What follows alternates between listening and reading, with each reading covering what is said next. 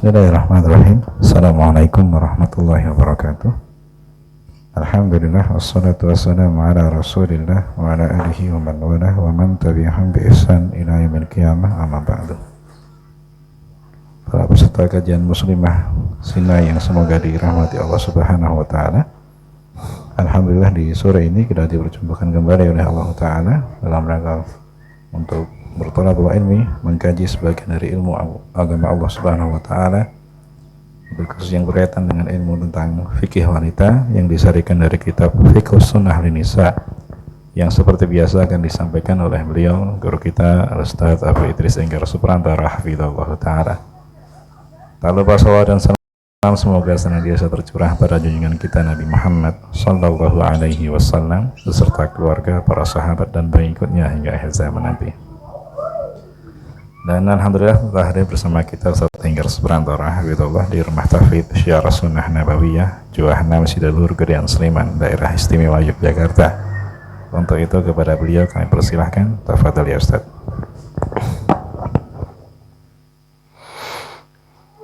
Bismillahirrahmanirrahim. Assalamualaikum warahmatullahi wabarakatuh. Alhamdulillahi wahdah, wassalatu wassalamu ala rasulillah wa ala alihi wa man walah wa man tabi'ahum bi ihsan ila yaumi sa'ah. Di sore ini kita akan melanjutkan masih pada pasal ma taf'aluhu al-mar'atu asna'a khutbatil imam, perkara yang mesti dilakukan oleh seorang wanita ketika di tengah imam berkhutbah. Ya, yang pertama sebagaimana telah dijelaskan itu wajibnya diam. Ya. Dimana pada perkara ini ya, penulis kitab itu menyebutkan ketika seorang wanita tidak mendengar suara khotib karena sebuah sebab ya, maka tidak mengapa untuk dia membaca Al-Quran ya.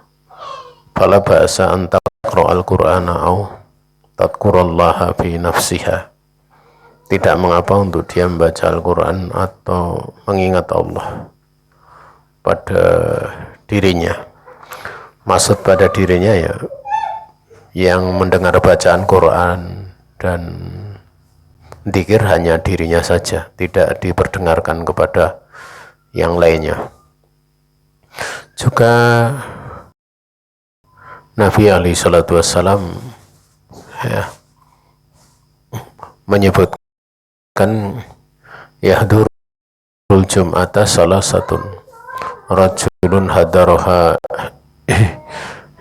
yalgo wahwa hadhuhu minha ya, wa rajulun hadaroha yad'u fahuwa rajulun da'allaha azza wa jal insa'atah wa insa'ah mana'ah wa rajulun hadaroha bi insatin wa sukutin lam yatakhatta raqabah muslimin raqabata muslim walam yu'ti ahadan fahiya kafaratun ilal jum'ati lati taliha wa ziyadata salasati ayamin. Tiga jenis orang yang menghadiri sholat Jumat. Itu pertama, seorang laki-laki yang menghadiri sholat Jumat ya, dia berbuat kesia-siaan ya. Kemudian yang kedua adalah seorang laki-laki yang menghadiri sholat Jumat, dia ya, berdoa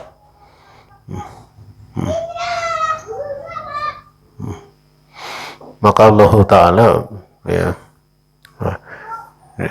itu kalau berkehendak Allah akan mengkabulkan, kalau berkehendak akan menahannya. Dan seorang laki-laki yang dia hadir sholat Jumat dengan dia diam, ya, tenang dan diam.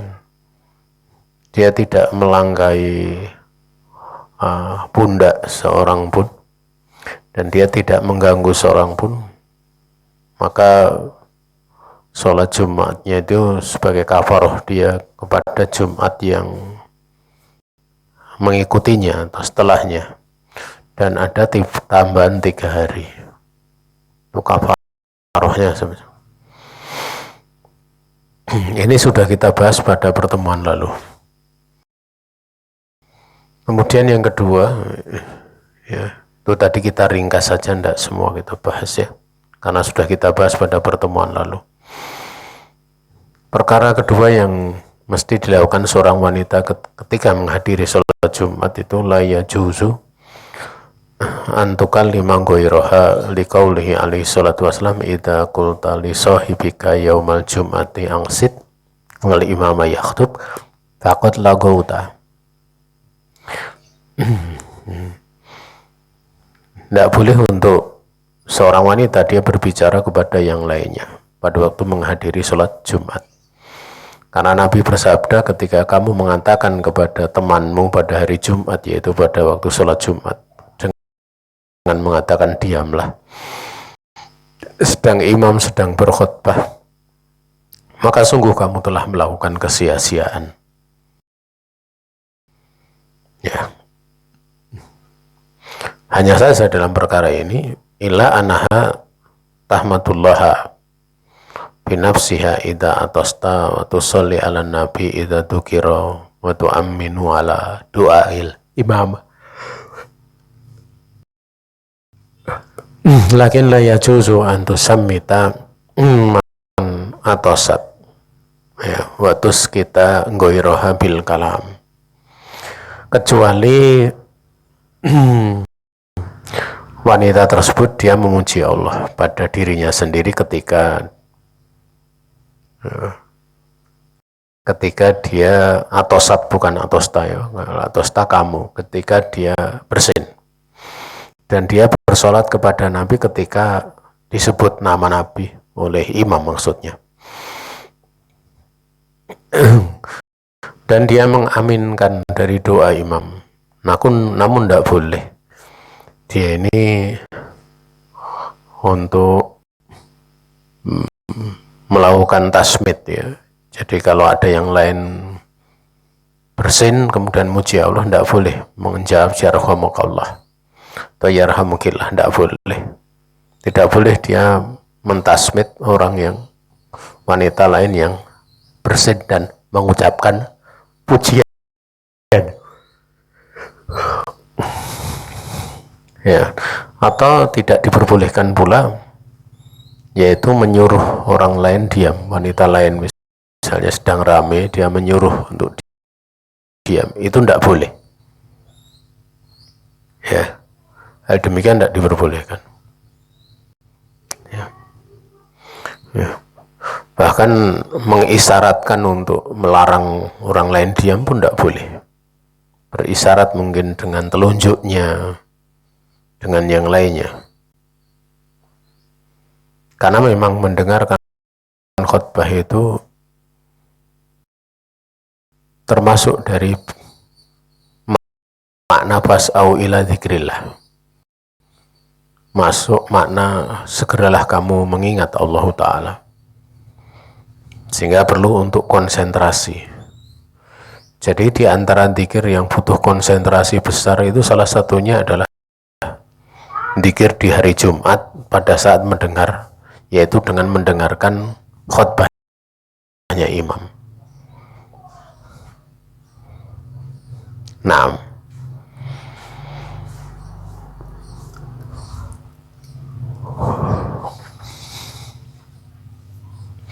itu yang keberapa? Yang kedua. Adapun yang ketiga diterangkan la haraj fil kalam qoblal khutbati wa ba'daha wa bainal khutbataini idza sakatal imamu li'anna nahya anil kalam muqayyadun bikaunil imami yakhtub. tidak mengapa untuk berbicara sebelum imam berkhutbah, dan juga tidak mengapa setelah selesai berkhutbah, dan juga tidak mengapa berbicara di antara dua khutbah. Imam sedang duduk di antara dua khutbah, di mana posisi-posisi tersebut yaitu ketika imam sedang diam, ya, imam sedang diam. Karena yang dimaksud imam berbicara itu imam di saat berbicara dalam khutbah. Adapun sebelum naik mimbar, misalnya imam berbicara, itu bukan letak untuk didengarkan, bukan posisi untuk didengarkan. Demikian pula setelah selesai khutbah, imam berbicara juga bukan posisi untuk didengarkan dan orang lain wajib diam atau jamaah wajib diam. Ya, karena larangan berbicara itu bukan mutlak ya, tapi dibatasi, yaitu dibatasi dengan keberadaan imam sedang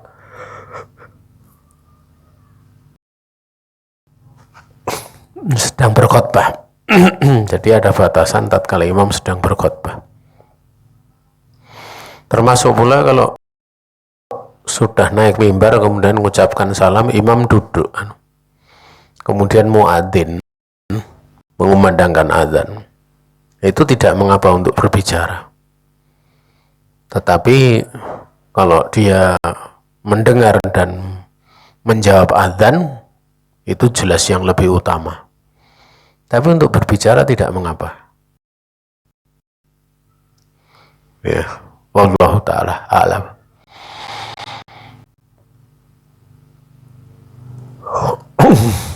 Makanya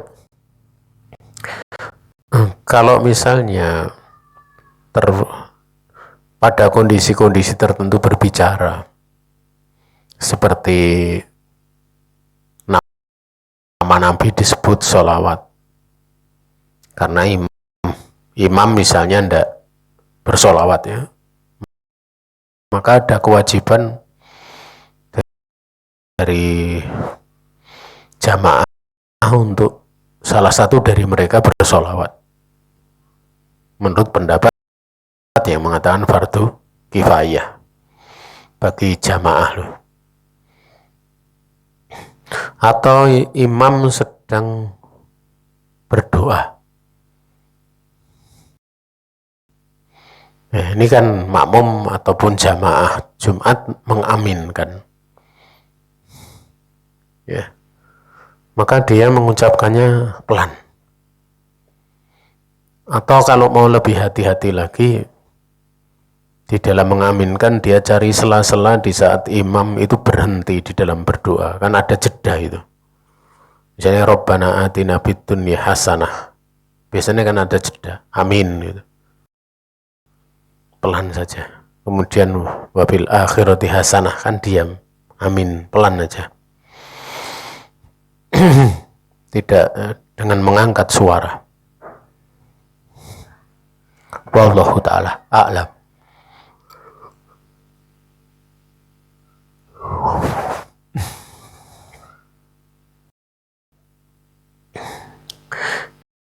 Ini cukup jelas ya. Kemudian yang keempat, la yajuzu an tatakhatti riqaban nisa illa furjatin minas saf au biqasdil audati ila makaniha idza kanat kharajat lihajatin. Liqaulihi alaihi salatu wasalam liman jaa yatakhatta riqaban nasi ijlis faqad adaita wa anaita wa qala wa man lago wa takhatta riqaban nasi kanat lahu duhra. Ay hurrima thawabul jum'ah atau haruma thawabul jum'ah. Tidak boleh untuk melangkai pundak-pundak para wanita, karena ini jamak kaitannya dengan fikih wanita ya, kecuali ila furjatin bisof, kecuali dia mau menutup ya satu celah di dalam sof yang masih kosong. Ya, karena kalau masih ada celah yang kosong ya hendaknya itu diisi. Tapi paling bagus supaya tidak melangkai pundak manusia, ya hendaknya dia yang di depannya itu maju gitu.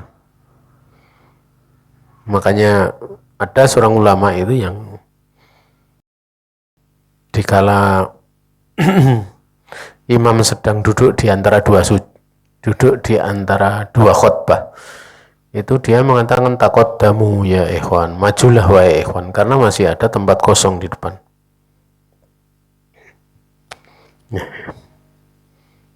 Adapun melangkainya ya, walaupun di sini ada pembahasan, ada pengecualian ya, tapi akan lebih selamat kalau yang depan itu yang maju. Karena Nabi alaihi salatu wasallam bersabda kepada orang yang waktu itu sedang melangkai pundak-pundak manusia atau tengkuk manusia. Nabi bersabda, duduklah kamu, sungguh kamu itu telah mengganggu manusia dan kamu itu sudah terlambat.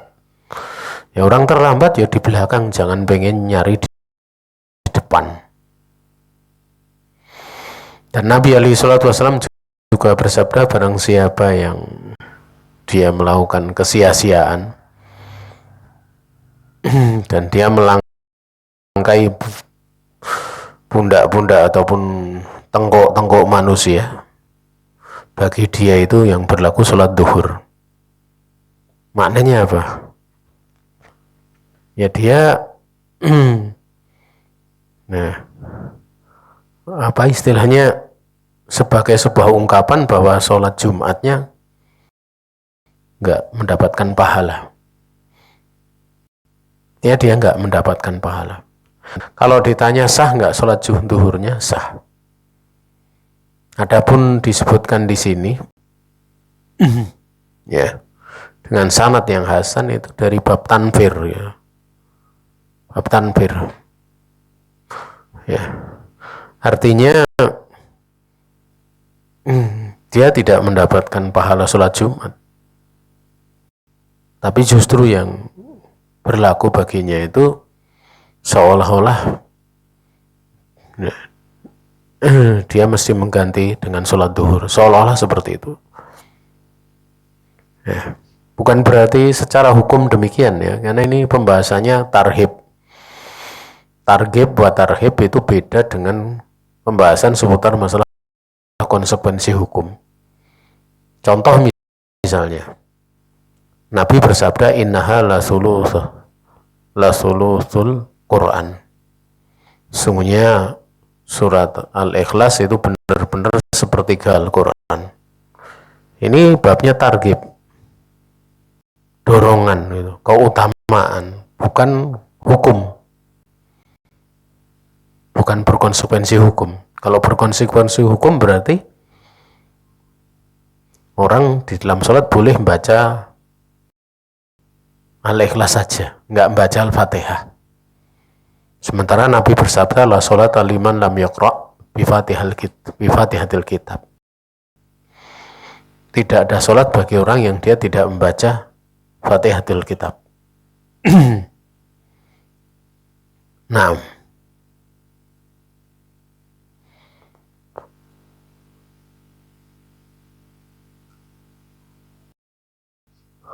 makanya diterangkan dalam kitab ini, karena telah hunduhron, maka bagi dia itu sholat duhur itu adalah haruma sawabul jum'ah, pahala Jumat itu haram baginya, atau hurrima, diharamkan sawabul jum'ah, diharamkan baginya itu pahala sholat Jumat.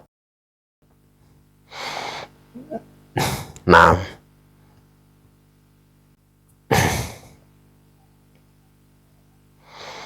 dan di sini Nabi alaihi salatu wasallam tatkala ada orang yang masuk sampai melewati tengkuk manusia, beliau merintahkan ijlis. Ini menunjukkan boleh seorang khatib itu untuk melarang. Bahkan jangankan melarang, mengajak bicara pun boleh.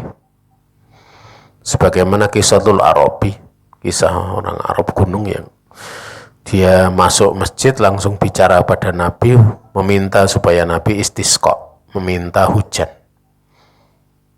Dan kemudian Nabi pun meminta hujan. Di Jumat berikutnya karena hujannya itu deras banget, meminta untuk hujannya itu hanya mengenai tempat-tempat yang memberikan manfaat dan tidak memberikan bahaya bagi manusia. Seperti di lembah-lembah, kemudian tempat-tempat tumbuhnya tanaman, dan yang semisalnya.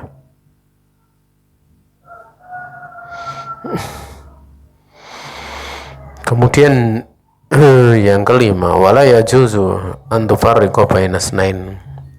Babi hadis Salman marfu'an, thumma raha falam yufarriq baina isnain, ghufira lahu bainahu wa bainal jum'atil ukhra. Ini dalam riwayat Bukhari dan Abu Daud. Tidak boleh untuk seorang wanita dia memisahkan dua orang. Dalam hadis Salman secara marfu tentang keutamaan orang mendatangi sholat Jumat, kemudian dia pergi setelah mandi pakai minyak wangi, kemudian pergi mendatangi sholat Jumat, dan dia tidak memisahkan dua orang, maka niscaya akan diampuni baginya itu antara antara Jumat itu dengan Jumat yang lainnya, diampuni oleh Allah Subhanahu wa ta'ala. Ini yang kelima.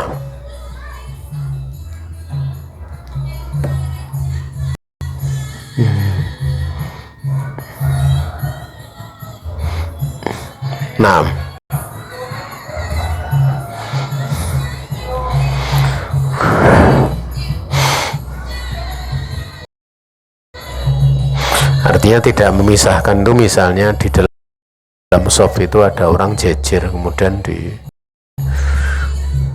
dipisahkan, kemudian dia duduk di tengah, itu salah satunya.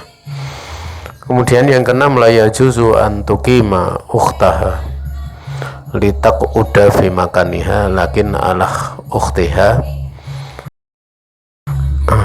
antas fahalaha liqaulihi alaihi salatu wassalam la yuqimanna ahadukum akhahu yaumal jum'ati thumma yukhalifu ila maq'adahu fayaqudu fihi walakin yakul ifsahu.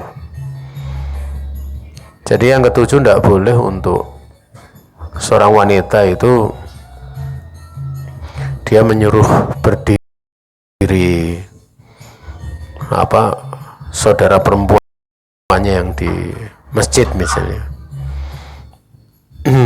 agar supaya dia bisa duduk di tempatnya.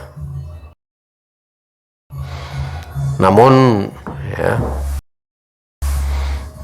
boleh untuk dia minta kepada saudara perempuannya yang sudah ada di masjid itu untuk meluaskan tempat duduknya. Tapi kalau disuruh pergi tidak boleh, karena Nabi bersabda, jangan salah satu dari kalian benar-benar menyuruh berdiri saudaranya pada hari Jumat, kemudian dia menggantikan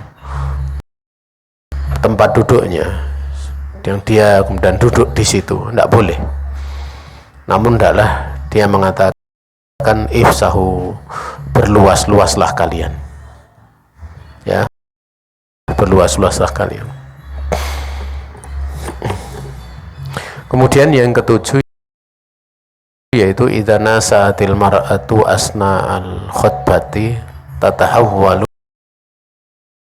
min majlisiha ila ghairih liqauli alaihi salatu wassalam idza na'asa ahadukum fi majlisihi yaumal jum'ati falyatahawwal min dalikal majlis. Ketika seorang wanita itu dia ngantuk ya di tengah khutbah, hendaklah dia bergeser dari tempat duduknya ke yang lainnya, karena Nabi bersabda, ketika salah satu dari kalian itu ngantuk di majelisnya pada hari Jumat, yaitu mendengarkan khutbah, hendaklah dia bergeser dari tempat duduknya tersebut. Ya. Jadi itu ada isyarat untuk mengubah ya. Keadaan ngantuk dengan geser itu diharapkan berubah. Dan itu banyak ya yang seperti itu, seperti keadaan seorang marah ya, dia berdiri hendaklah dia duduk hendaklah dia berbaring, seperti itu juga termasuk mengambil sebab agar ngantuknya itu hilang. Kemudian yang kedelapan, idza tadakkarat asna al-khutbati sholata fardin kanat nasiyatha aw namat anha fa innaha taqumu litaqdiyaha li umumi qaulihi alaihi salatu wasallam man nasiya sholatan aw nama anha falyusalliha idza dzakaraha la kafarata laha illa dzalik. Ketika seorang wanita itu ingat di tengah khutbah sholat fardu yang dia lupa, atau sholat fardu yang dia tertidur belum sempat bangun ya karena belum sempat sholat, kemudian ingat waktu itu, sungguhnya dia langsung berdiri untuk mengkodoknya, langsung berdiri walaupun di tengah khutbah, karena masuk pada keumuman sabda Nabi, barang siapa lupa dari sholat atau tertidur dari sholat adalah dia sholat ketika dia ingat ya, tidak ada kafaroh pada sholat tersebut kecuali demikian. Wallahu ta'ala alam ya. Selesai pembahasan kita di perkara yang bisa dilakukan oleh seorang wanita di tengah imam sedang berkhutbah. Besok kita lanjutkan ahkamu sholatil jum'ati ya, karena kalau kita bahas nggak cukup ini waktunya tentang hukum-hukum sholat Jumat. Wallahu ta'ala. Kalau ada pertanyaan kami persilahkan. Jazakallahu khairan, kami mengucapkan kepada Ustaz Enggar atas ilmu yang telah sampaikan. Kita masuk ke sesi berikutnya, yaitu tanya jawab. Kami persilakan bagi peserta Akamusa yang ingin bertanya baik secara langsung ataupun melalui tulisan, silahkan jika ada.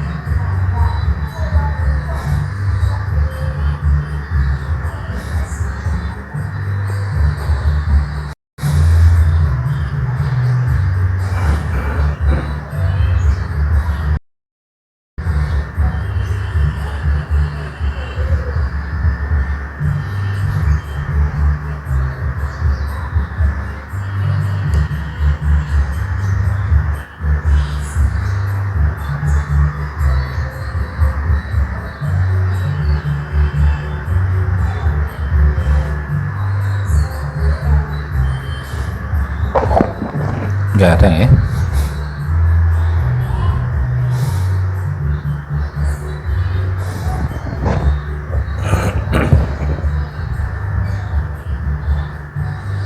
Jika tidak ada pertanyaan, kita langsung sesi berikutnya, yaitu penutupan. Sebelum ditutup, saya selaku pembawa acara, demikian pula mewakili rekan-rekan panitia yang bertugas, memohon maaf jika terdapat banyak kekurangan dalam penyelenggaraan taklim di sore hari ini.